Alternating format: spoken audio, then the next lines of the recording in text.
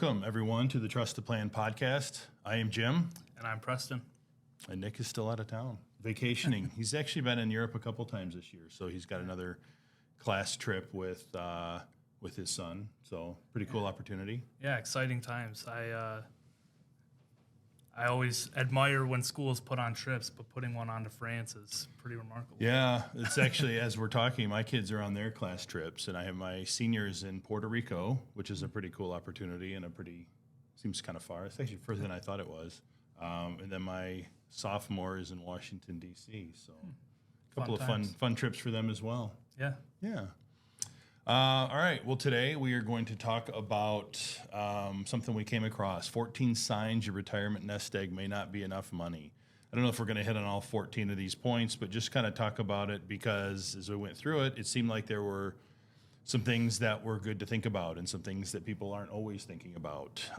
It's pretty easy to back of the napkin draw up a financial plan and think you're in good shape and just use the 4% rule and all this kind of stuff. But what am I not thinking about? What am I missing? And it was interesting to go through this because I think a lot of these things are things that we talk about and we try to bring up to clients. Absolutely. So first one, talked about not having a long-term care plan. I don't know, Preston, what do you think of that one? That one's a little tricky for me. Yeah, I agree. Tricky is the right word to describe it because, the cost of long-term care insurance now has gotten, honestly, just outrageous. So really, it's a point now where it's like, do you want to take the guaranteed expense where you're paying an outrageous insurance premium or take the risk? And it's a real decision people have to make at this point. Yeah, and that's why it's tricky because everybody knows long-term care is a threat to the portfolio, right? Because if you need long-term care help, it's really expensive. But the problem is how do you cover it? And we have ideas and we have some things we can do and we can look into it for people and different types of hybrid life insurance policies and things that work a little bit different than the old school use it or lose it plans. But it really is a problem. And if you can look for ways to address it, or you can keep yourself healthy, right? We've done a couple podcasts lately where we talk about that. So health yields wealth. Yeah, there you go. But it definitely a tricky topic. Second one was underestimating life expectancy. To me, that's one that comes up a lot. People, we always, when we do our financial plans, we say we build this out to 95 years for the most people, and they go, "Oh my goodness, I'll never make it that long," and it's a joke, right? And they laugh. But the reality is we don't know, right? And we need to put a plan in place to make sure that this money is going to be here as long as you potentially would be. Right. Yeah. I mean, the way I always think about it is, what if you're an outlier? Yeah. And you live longer than expected? Do you want to be someone who's 90, 95, and you're looking back like, man, I wish I would have made this small sacrifice when I was 50 or 60 to be able to still have money today? Yeah, definitely. And especially in situations where it's a married couple, right?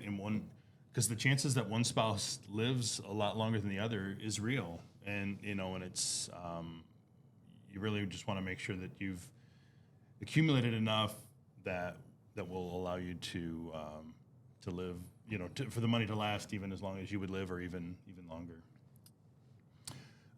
Next one, not taking inflation into consideration. That's a hot topic right now. Yeah, I think we're all pretty aware of inflation right now, aren't we? Yeah. So I think it's important to consider, living expenses today are going to be more in the future, right? So making sure you're accounting for that and thinking about that are important. Yeah, absolutely. And the point you were saying at the beginning about it's easy to just use the 4% rule and see what your portfolio needs to be. Many people, if they're 30, 40 and trying to figure out the 4% rule, what do I need? They don't account for inflation. And then that's a major problem when they're 60 and ready to retire. Yeah. When we do our planning, the other thing that we do to be conservative is we use conservative rate of return assumptions. We don't want to assume, well, the market's made 8% for historically, you're going to make 8%. It's kind of the same with inflation, right? Where if you underestimate inflation, the compounding effect of that number is dramatic, and it can really leave you short, right? With what the actual need is if you don't account for it properly. Another one they came up with was didn't factor in big ticket items. When is the worst time to buy a brand new car or a brand new cottage? Right when you retire. When you retire, right? The day you retire to go out and buy a big ticket item, right? Because you've either done one of two things. You've either, one, introduced a new debt payment if you take on some sort of mortgage or car payment to do it. So now cash flow is probably tighter in retirement. And secondly, if you haven't taken on debt, then we've taken a significant amount out of the portfolio that now is not there able to earn, and we're not able to grow that money, and we lose all the compounding opportunity for it. Absolutely. Yeah. We talk to clients all the time about when you're approaching retirement and in your last couple years of work, let's knock out every big ticket item you can possibly think of. Yeah. That way, when you retire, it's not that big of not as much of a worry, at least. Absolutely. Changing your spending habits. I think that's something that we talk a lot about too, right? Is tracking expenses. What is the real cost of living? So what happens to some people when they get into retirement? They go find something expensive to do. They find new hobbies. Yeah. They want to travel, and that's totally understandable. And we get that, and we want, to do that. But the takeaway is you need to plan for that change in spending, right? If you read, if you're looking at just kind of rule of thumb, financial advice, there's so many things out there that will tell you, oh, when you retire, you only need 80% of your, your pre-retirement income, right? And we usually look at that and go, well, how do you know? Right? We don't know how much you need. What if you take on new hobbies? What if you start traveling? What if you do all these things? You might actually spend more in retirement than you do. Absolutely. And that's something that needs to be thought about. We have done many podcasts in the past about blueprinting, but that can at least help you down the path of what do I want to do in retirement? Is it going to cost me money? Do I need to build that in the financial plan? Mm-hmm. Yeah, absolutely. These next couple are a little bit similar. You loaned money to your kids. To me, that kind of can go in with, change your spending habits, loaned money to your kids. Another one is you spoiled your grandkids, right? Both of these are great things to do. Everybody wants to be able to help their kids. As a parent, it gives me a ton of joy to help my kids. But you can't do it to your own detriment either, right? Right. Yeah. You got to look out for number one first. And number one, maybe kids or grandkids, but look out for yourself. Yeah. And ultimately, if your goal is to help your kids, you can be helping them by not helping them today, right? By not putting yourself in harm's way, by not putting yourself in a situation where now you as the parent need your kids to help support you because you weren't responsible with what you had. Absolutely. Good point. Yeah. Next one, didn't take taxes into consideration. I think that's a really good one. Most people look at, most of our people who are retirement age or nearing retirement have spent most of their careers building into pre-tax retirement accounts, right? Meaning everything they take out is taxable. So they look at that number and say, I got this great big number in my portfolio, I'll be set. I take 4% out, I'll be good to go. Well, what happens if you need a $20,000 withdrawal? How much do you really need to take out? Right. Got to figure out taxes.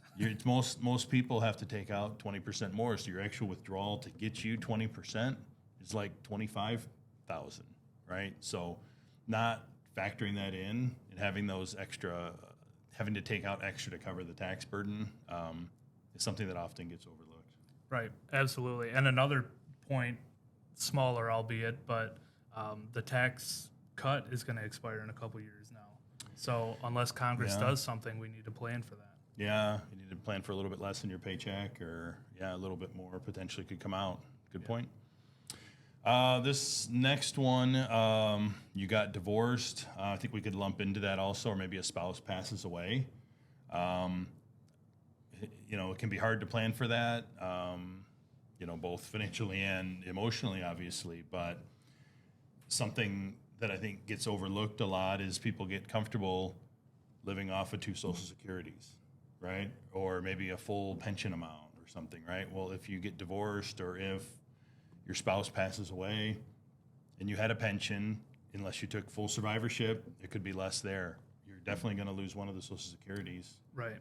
Yeah, and that definitely plays into another conversation we have all the time, which is if you have a pension and you're going to take the monthly, let's take at least some survivorship, if not full survivorship, because if you take single life and something happens as you're walking out the door of the building after signing the papers, now your spouse is screwed.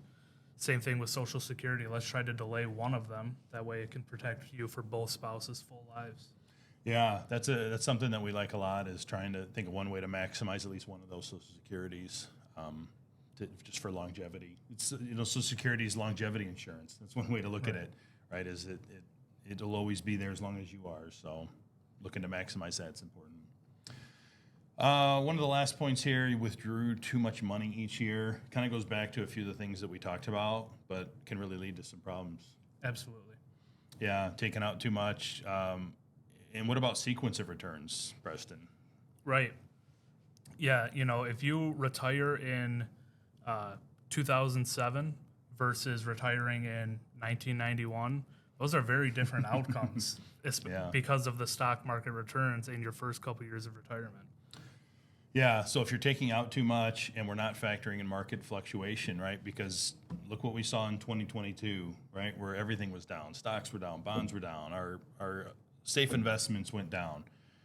If you have to make withdrawals when the market's down 10, 15, 20%, it just compounds the problem, right? Right. So what kind of things do we do to plan for that? Yeah, so we talked to all of our early retirees, well, really all retirees, but it's very in-depth when they're first starting to retire. Mm-hmm. How much do you need? How much specifically are you going to need from the portfolio over the next year, 2 years? And whatever that number is, let's put it in the money market. Right now, the money market's paying 5%, so we don't need to deal with the market volatility. We can just take our 5% from the money market, and that way, if we have a repeat of like a COVID drop, even though it only lasted a couple months, or a year like 2022, we don't have to sell at the bottom.